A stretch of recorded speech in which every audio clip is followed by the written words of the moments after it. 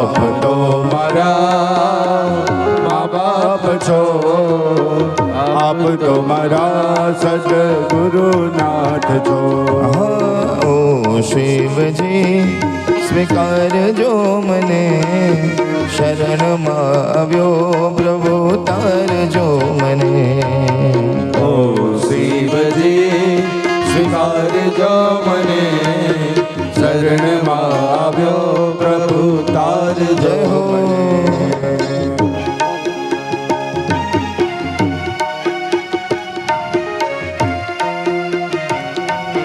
જય મહાદેવ.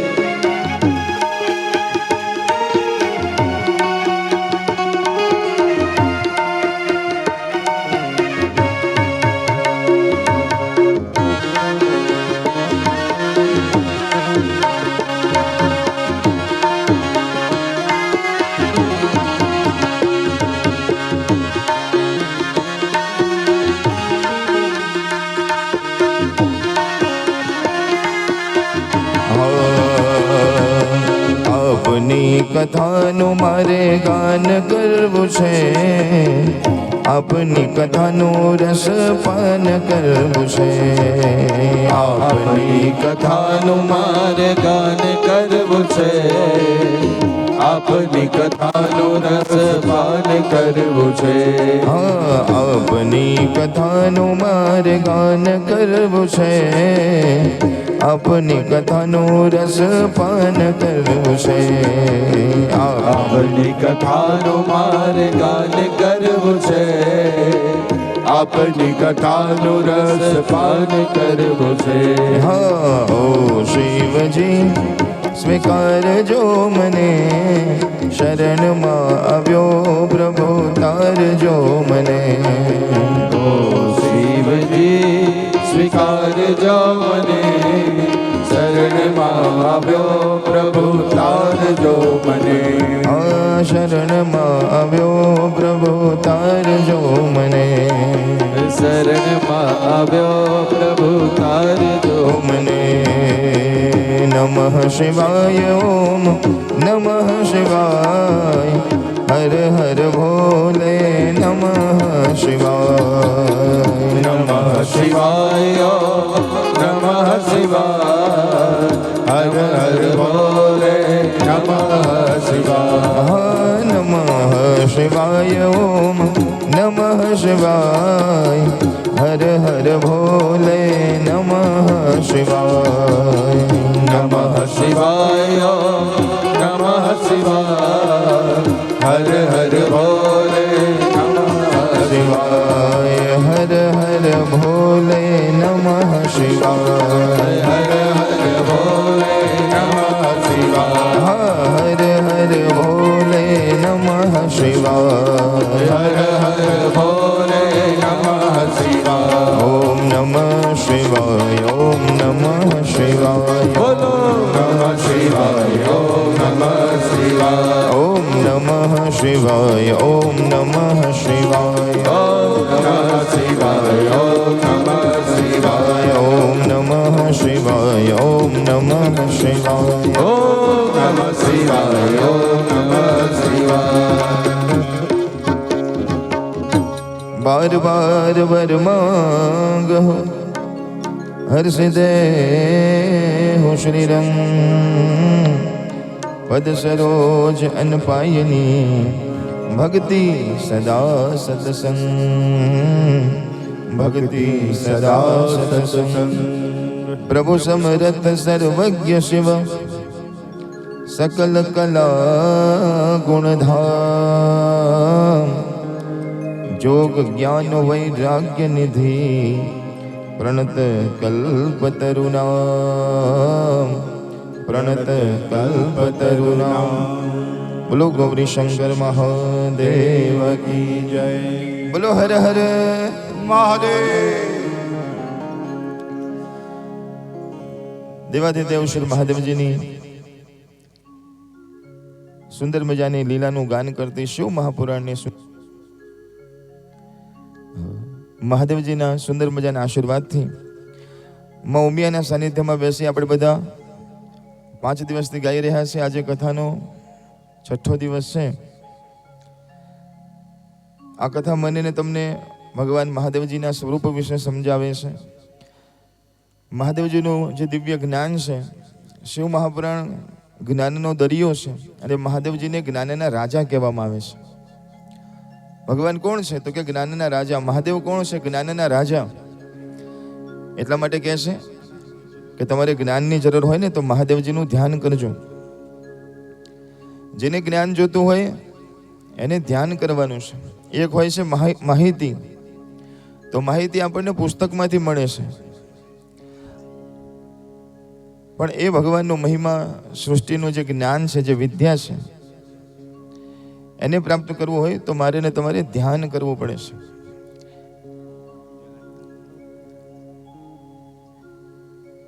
ધ્યાનથી મને ને તમને જ્ઞાન મળે છે. આજે ઉપર આવ્યો તો એનું નામ ધ્યાન છે.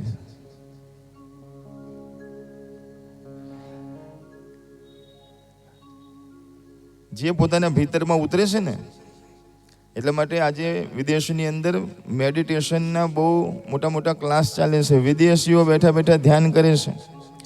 આપણે જેને યોગ કહીએ છીએ, આકાશભાઈ, એ લોકો યોગ નથી કહેતા, યોગા કહે છે. એ શું કરો છો કે યોગા? જે આપણું છે, જે ધ્યાન, જેને પણ જીવનમાં શાંતિ જોતી હોય ને સાચો આનંદ જોતો હોય તો રોજ શાંતિથી બેસવાની ટેવ પાડજો. ઘણા લોકોને કથામાં બેસીને તરત બગાસા આવે, ઊંઘ આવે. શું કામ? તો કે શાંતિથી તો કોઈ દિવસ બેઠા જ નથી.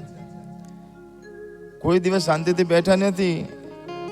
બીજાને સંભળાયું છે કે બીજાનું સાંભળ્યું છે, પણ આવું જ કે જે વાતમાં એમ કહેવાય કે કંઈ લેવા ના હોય, કંઈ દેવા ના હોય, અને ભગવાન સાથે પ્રેમ ના હોય ને કથાની અંદર બેઠા હોય અને સાંભળવી પડે, એમ થાય કે આ બધું શું ચાલે છે. એટલા માટે જ કીધું છે કે નસીબદાર હોય એને ભગવાનની કથા પ્રાપ્ત થાય છે. બેસી જાય એ નસીબદાર નથી, પણ કથા અંદરથી લે ને એ નસીબદાર છે. નહીં તો ઘણાની આખી જિંદગી જતી રહે, કોઈ દિવસ આવો મંડપ જોયો જ નથી. એને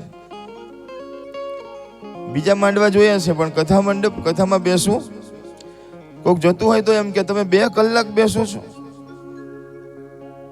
કથા સાંભળવા બેસો છો. કેમનું બેસાય? એને એમ થાય છે કે કેમનું બેસે. પણ તુલસીદાસજી મહારાજને કોઈએ પૂછ્યું, સાંભળજો બધા, તુલસીદાસજી મહારાજને કોઈએ પૂછ્યું કે મહારાજ, આ ભગવાનનું ભજન કોણ કરી શકે? આ કથા કોને ગમે? તો બહુ સરસ મજાની વાત કરી છે. કહે છે કે તુલસી પૂર્વ કે પાપ સે હરિ ચર્ચા ન સુહાય. સાંભળજો બધા અને હૃદયમાં લખી લેજો. તુલસી પૂર્વ કે પાપ સે હરિ ચર્ચા ન સુહાય. જેના જીવનમાં પાપ વધારે હોય ને એને ભગવાનની કથા ગમતી નથી. યાદ રાખજો. જીવનમાં પાપ હોય, મને ને તમને જવા ના દે પુણ્ય બાજુ, આપણને પકડી રાખે. એક દિવસ ભગવાન કૃષ્ણએ પણ આવી રીતે કીધું કે તમારા જીવનમાં પાપ વધારે હોય ને તો પાંડવો તમને સત્કર્મ કરવા ના દે. તમારી ઈચ્છા બહુ થાય કે મારે યજ્ઞ કરવો છે, ભજન કરવા છે, માળા લેવી છે, કાલથી તો નક્કી તો કરી શકો પણ કરી ના શકો. વિચારમાં વર્ષો વીતી જાય કે ભાઈ ભજન રાખવા છે. ઘણા મળે અમને રોજ કે અમારી એ બહુ ઈચ્છા છે કે સુંદરકાંડનો પાઠ અમારે ક્યારે કરવો છે, પણ એ વર્ષોથી કીધા જ કરે છે, કોઈ દિવસ કરતા જ નથી. કારણ કે વિચાર આવો અલગ વસ્તુ છે ને, એના માટેનું જો પુણ્ય જોઈએ ને. અમારે ભજન કરવાની બહુ ઈચ્છા છે. ઘણા કે અમારા ગામમાં પણ આવી રીતે અમારે કથા કરવી છે. ઘણાને થાય કે ભાઈ અમારા દ્વારા અમારા યજમાન પદે આવી રીતે કથા કરવી છે, પણ વાતોની વાતો રહી જાય, એ થાય નહીં. કારણ ગયા જન્મના આપણા જે પાપ હોય ને આપણને પકડી રાખતા હોય છે. તો ભગવાન કૃષ્ણે કીધું આવી રીતે, તો ભીમ કઈ બધું માની લેવું નતું કે ભગવાન તમે એમ કહો છો કે તમે સત્કર્મ કરવા જાઓ તો તમને કોઈક પકડી રાખે. કોણ પકડે? કે આજે અમાસનો દિવસ છે ને દરિયામાં સ્નાન કરવાથી પુણ્ય મળે છે. તો આજે બધા લોકો દરિયામાં સ્નાન કરવા જાય છે, અમાસનો દિવસ છે. તો હું જઉં દરિયા કિનારે અને જોવું કે જે સ્નાન કરવા આવે છે એને કોણ રોકે છે. ભીમભાઈ પહોંચી ગયા દરિયા કિનારે, જોવે તો એટલી બધી ભીડ સોમનાથના, બધા સ્નાન કરે છે અને જોઈને ઊભા છે કે કયા રાક્ષસો આવે છે અને રોકે છે. કોણ રોકે છે જોવું. સવારથી સાંજ સુધી ઊભા રહ્યા, બધાએ સ્નાન કર્યું, આવ્યા પાછા ભગવાન પાસે. ભગવાન તમે કહેતા હતા રોકે છે, મેં ત્યાં જઈને જોયું કોઈને કોઈ રોકતું નથી, બધાએ સ્નાન કર્યું, કોને સત્કર્મમાં રોક્યું? ત્યારે ભગવાને કીધું કે બધા શું કરતા હતા? સ્નાન કરતા હતા, પુણ્ય ભેગું કરતા હતા. બધાએ કર્યું એટલે કે હા. તો બીજાની વાત જવા દે, તે સ્નાન કર્યું? એટલે કે મેં નથી કર્યું. તને રોક્યો જો. આપણી વધારે પડતી આવડત, વધારે પડતી બુદ્ધિ એ પણ ક્યારેક વિઘ્ન બની જાય છે. જો બધાએ સ્નાન કર્યું, અમાસ જતી રહી, તારાથી સ્નાન ન થયું, તને રોકી રાખ્યો. નહીં તો બધા ડૂબકી મારતા તો તારે પેલા ડૂબકી મારવી જોઈએ, પછી ઊભું રહેવું જોઈએ લાઈનમાં કે કોણ રોકે છે, હું ઊભો રહું. એક દાદા બીમાર પડ્યા, ડોક્ટરે કીધું કે બહુ સરસ, હવે ધ્યાન રાખજો. એટલા બધા પૈસા વાળા આખા ગામમાંથી સૌથી વધારે પૈસા એ દાદાની પાસે. એટલે બધાએ કીધું કે દાદા તમે આખી જિંદગી શહેરમાં રહીને બહુ પૈસા કમાયા, ખૂબ ધન કમાયા છો, હવે તમે ગામમાં આવ્યા છો, તમે ધન પાછળ ઘણું કામ કર્યું, ગામ પાછળ ઘણું કર્યું છે, પણ તમે ભગવાન માટે કશું કર્યું નથી. માટે હવે જિંદગીનો સુંદર સમય છે, કંઈક ભગવાનનું કંઈક સારું કામ કરો કે આખા ગામને આનંદ થાય. તો કે શું કરું? તો કે એક કામ કરો, કોઈ સારા મહારાજને બોલાવો ને સરસ મજાની ભગવાનની કથા કરો તો આખું ગામ આશીર્વાદ લે. તમે આયોજન કરો એટલે તમને આશીર્વાદ મળે ને જેટલા સાંભળે બધાને આશીર્વાદ મળે. બધા સાંભળો છો ને? હા, એ નથી બોલતા, બોલો. તમે કોઈને ભોજન કરાવો ને તો એનું પુણ્ય મળે, પણ એનું પુણ્ય 1 દિવસ 2 દિવસ, જ્યાં સુધી અનાજ પેટમાં રહે ત્યાં સુધી. કોકને આપણે કપડાનું દાન કરીએ, 1 વર્ષ પહેરે, 2 વર્ષ પહેરે, જાત જાતના દાન છે, પણ કહે કે સૌથી મોટામાં મોટું દાન છે ને જ્ઞાનનું દાન છે. કારણ કે કથાનો કોઈ શબ્દ તમારા જીવનમાં ઉતરી જાય, કહેવાય કે આખી જીવન જીવવાની દિશા બદલાઈ જાય. કથા મારાને તમારા જીવનની દિશા બદલે છે. નથી ઘણા કહેતા કે અમે ભગવાનની કથામાં બેઠા ત્યારથી અમારું જીવન બદલાઈ ગયું છે, વ્યસન મુકાઈ ગયા છે, સીધા રીતે સરસ રીતે ચાલીએ છે, જીવન સુંદર બની ગયું, મારા જીવનમાં ભગવાન પધાર્યા. અમે ત્યાં કથા હતી ને કથામાં બેઠા ત્યારથી એ શબ્દ મારા કાનમાં લાગી ગયો, મારું જીવન બદલાઈ ગયું. માટે જ્ઞાન દાન છે સૌથી મોટામાં મોટું દાન કહેવામાં આવે છે.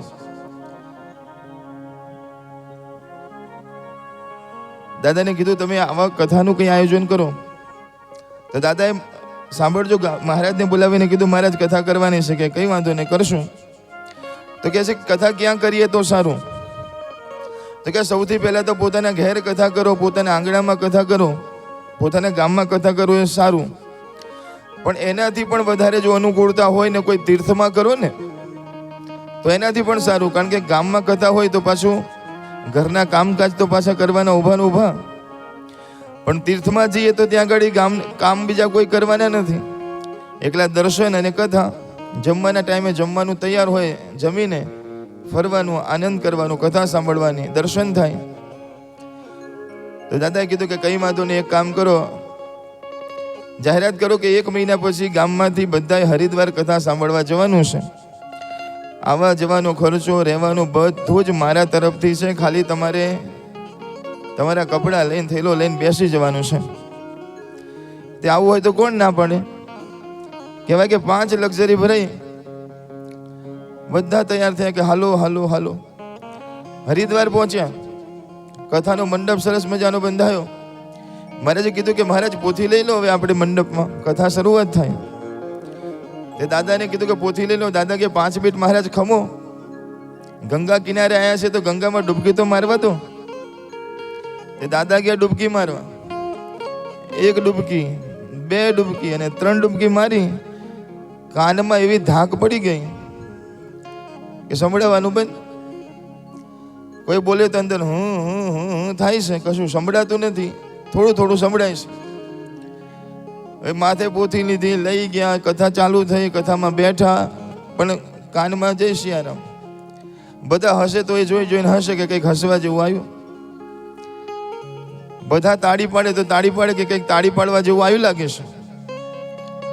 કથાના યજમાન બધો ખર્ચો એનો પણ બધા મોજ કરે, અને એ બેઠા બેઠા એમ કહેવાય કે વિચાર કરે કે આ શું કહે છે.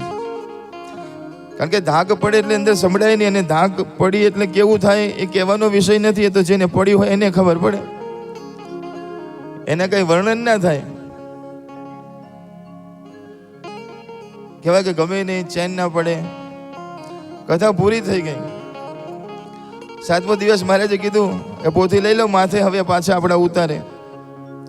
તે પોથી લીધી માથે, અને શેરી વડાવું સજ્જ કરું ને ઢોલ નગારા ચાલુ થયા, ધમાધમ કરતી પોથી યાત્રા નીકળી.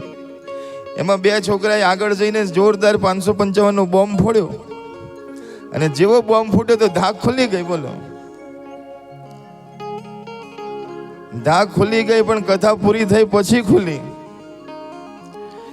એમ ઘણાની ધાક છે ને આખી જિંદગી જતી રહે પણ ખુલતી જ નથી. હું તો કહું છું કે દાદા નસીબદાર હતા કે કથા સાંભળ્યા પછી એ ખુલી તો ખરી ને. ઘણાની આખી જિંદગી જતી રહે છે છતાં પણ ધાક ખુલતી નથી, કથાના મંડપમાં જઈને બેસાતું નથી. માટે નસીબદાર હોય કે જે કથાના મંડપમાં બેઠા હોય, અને તમારા પુણ્યથી તમે નથી બેસી શકતા. તમારા મા બાપના પુણ્ય હોય, મા બાપના આશીર્વાદ હોય. અને અમારા ગિરી બાપુ તો કહે છે કે જેના મા બાપ કથામાં બેઠા હોય ને એના છોકરા અને છોકરી જ કથામાં બેસે. માટે એકવાર પોતપોતાના મા બાપ માટે જોરદાર તાલી પાડો બધા. નહીં તો બધે બેસવાની ઈચ્છા થાય પણ કથામાં બેસવાની ઈચ્છા ના થાય. તો એવી સુંદર મજાની કથામાં હું ને તમે બેઠા છે. મહાદેવજીના સુંદર મજાની કથાની અંદર પ્રવેશ કરીએ કે ઉજ્જૈનની અંદર એક વેદ પાઠ કરનારા સુંદર મજાના બ્રાહ્મણ રહેશે, જેનું નામ જ છે વેદપ્રિય. વેદપ્રિય નામ છે કે જેને વેદ પ્રિય છે, જેને શાસ્ત્ર પ્રિય છે, જેને ધર્મ પ્રિય છે, જેને મહાદેવજી પ્રિય છે, એવા વેદપ્રિય બ્રાહ્મણ કહેવાય કે બધાને ભણાવવાનું કામ કરે છે. કોઈને પણ સનાતન સંસ્કૃતિનું જ્ઞાન લેવું હોય તો પોતાની પાસે રાખે છે, અને એને સુંદર મજાનું જ્ઞાન આપે છે. કહેવાય કે પોતાના નગરના આજુબાજુના બાળકો બધા એમના ત્યાં ભણવા માટે આવે છે. સુંદર મજાના વેદોના સંસ્કાર આ બધા બાળકોને આપે છે. એમને એમ થયું કે હું તો આ બધું કરું છું, મારી પાસે આટલા બધા વિદ્યાર્થીઓ આવે છે, આ બધા ભણે છે, પણ મારે પછી આવતીકાલે આ બધું કોણ કરશે? મહાદેવને પ્રાર્થના કરી, અને મહાદેવની પ્રાર્થના સાંભળીને એમના જીવનમાં 4 દીકરાનો જન્મ થાય છે. એકનું નામ રાખે છે દેવપ્રિય, એકનું નામ છે પ્રિય મેઘા, એકનું નામ છે સુવ્રત, અને એકનું નામ છે સુકર્મ. આવા 4 દીકરા. પણ સંતો કહે છે કે દીકરા તો બાપ કરતા પણ સવાયા નીકળ્યા. બાપ ભજન કરે ને એના કરતા પણ દીકરાનું ભજન જોવા માટે લોકો પધારે, એવા જ્ઞાનવાન. સંતો કહે છે કે ચારે બાજુ મહાદેવનો સુંદર મજાનો મહિમા લહેરાય છે. અને એ જ સમયમાં એક દૂષણ નામનો દૈત્ય પ્રગટ થાય છે, જેનું નામ જ છે દૂષણ. બ્રહ્માજીનું તપ કરે છે, બ્રહ્માજી પ્રગટ થાય છે. બ્રહ્માજી કહે છે કે માગો. દૂષણ કહે છે કે મારું કોઈ દિવસ મૃત્યુ ન થાય, હું મરું નહીં. એટલે બ્રહ્માજીએ કીધું કે આવું ન ચાલે, જેનો જન્મ થાય એને મરવું તો પડે બેટા.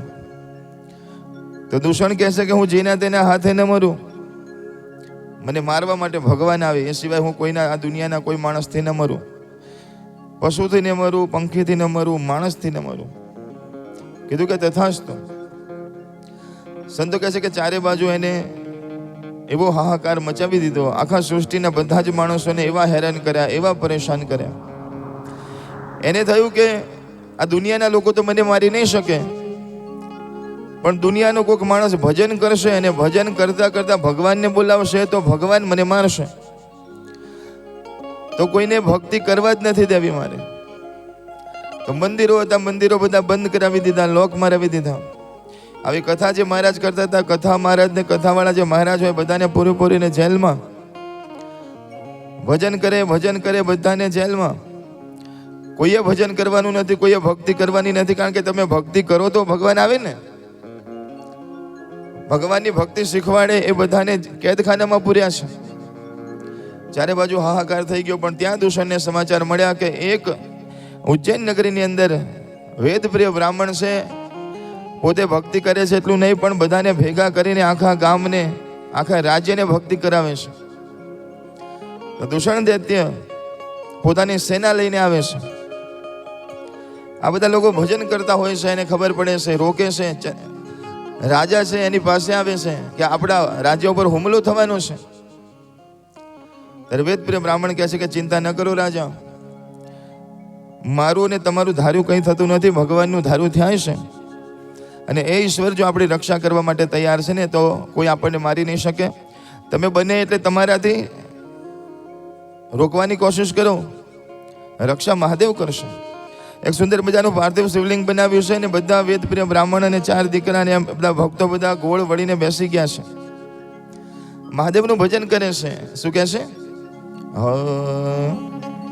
શરણે આવ્યો શિવ તમારે, બીક પછી કોની અમારે. શરણે આવ્યો શિવ તમારે, બીક પછી કોની અમારે. હે મહાદેવ શરણે આવ્યો શિવ તમારે, બીક પછી કોની અમારે.